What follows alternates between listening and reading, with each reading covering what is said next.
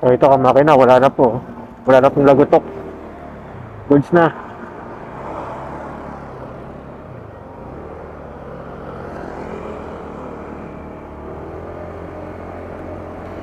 So ito mga kamakina, nakauwi na po tayo. So makita niyo yung level ng ano niya. Kung saan na siya umaabot. Ito po. Nung kanina kasi bago ko siya palitan, nandito po yan. Lapit na po dun sa may T-post. Pero malagot ang pagkakapreno. Ngayon po hindi na. Nandito na lang po siya. Kaya ang sulit po na yun, dumanan na.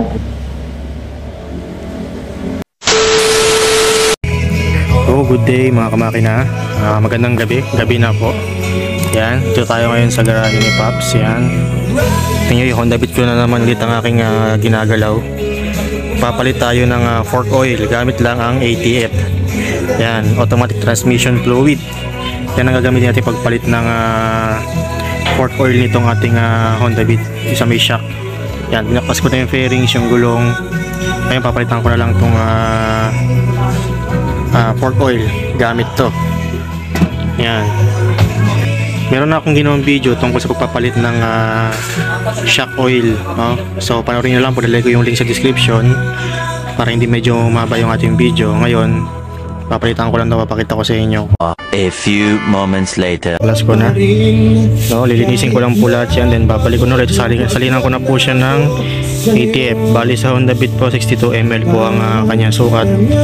No, depende po sa motor nyo kung gaano karami ang ilalagay nyo, no. Magbisa lang po kayo sa owner's manual.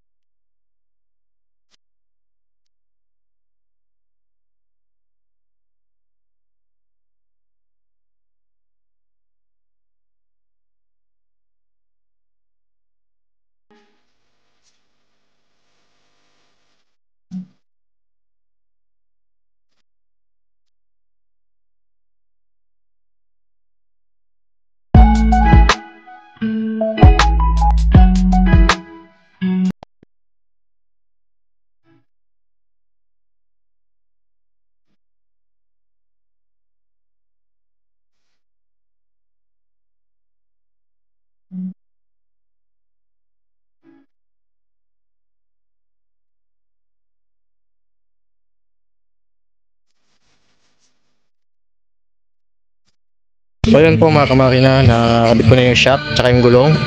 So babalik ko na lang yung front fairings niya, then yung road test natin kung okay na. In-explain ko sa iyo bakit ATF ang nilagay natin, no, imbis na fork oil. Okay din naman yung fork oil, pero sa akin kasi mas prefer ko tong ATF, no. So far good naman yung bounce niya, parang medyo malambot lang talaga.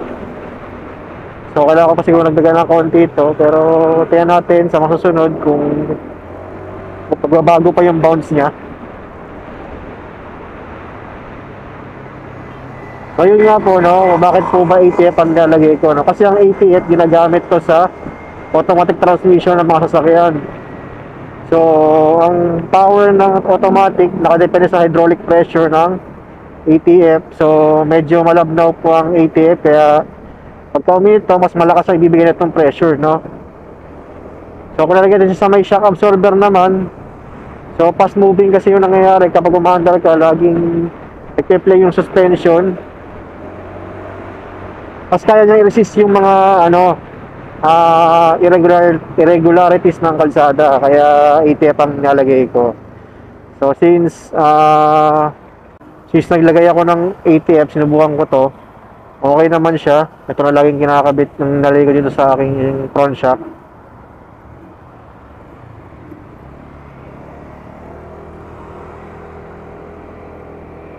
Ito kasi mas okay pa to kaysa sa shock oil ng Honda.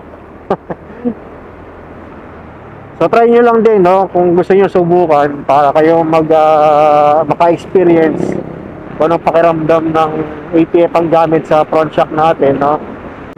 Actually ilang years, tsaka medyo matagal magpalit pagka ATF. Last na palit ko ng shock oil, 2021. So anong taon na ngayon? 2023 na. So ilang taon na yun? 2 years. Kailan ko lang naramdaman na medyo kumakaldag na yung bounce ng aking front shock. So ano nga ba yung mga senyales na kaya ginapalitan yung inyong mga front shock absorber oil, no? Pag naramdaman nyo na medyo na siya, pagka ipepreno kayo ng sagad, halimbawa sa humps, hindi nyo nakita yung humps, tapos bigla kayo napapreno ng sagad, may lumalagotok, parang ganon. Parang pagka biglang preno yun, doon lumalabas yun. So dalawa pwedeng panggalingan, no? Pwedeng i-check nyo rin yung adjustment ng ng steering wheel. Baka maluwag lang kaya lumalagotok.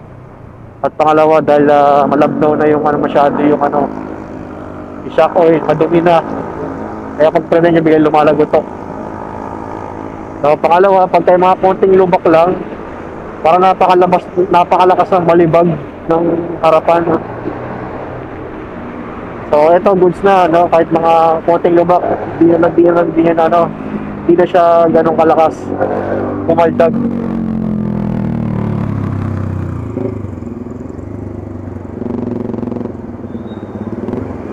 So mga kabigyan, isang litro ng ATF 185 lang, no, 1 liter na yon. So ilang gamit yun, napakarami. Ilan lang naman ang laman ng motor natin, 62 ml lang per shock absorber. Kaya medyo matagal din mauubos.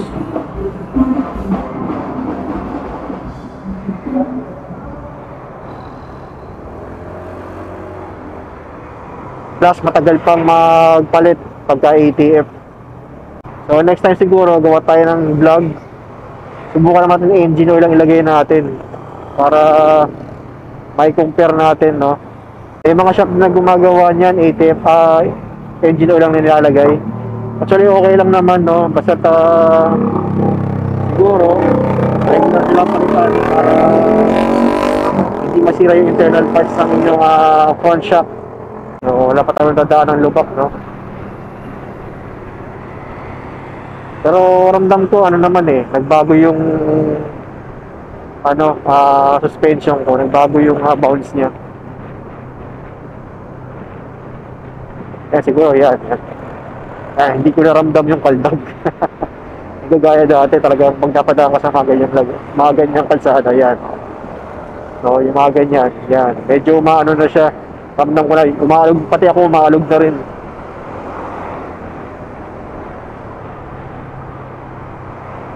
So yun po mga kamakina, hanggang dito na lang siguro po yung aking video.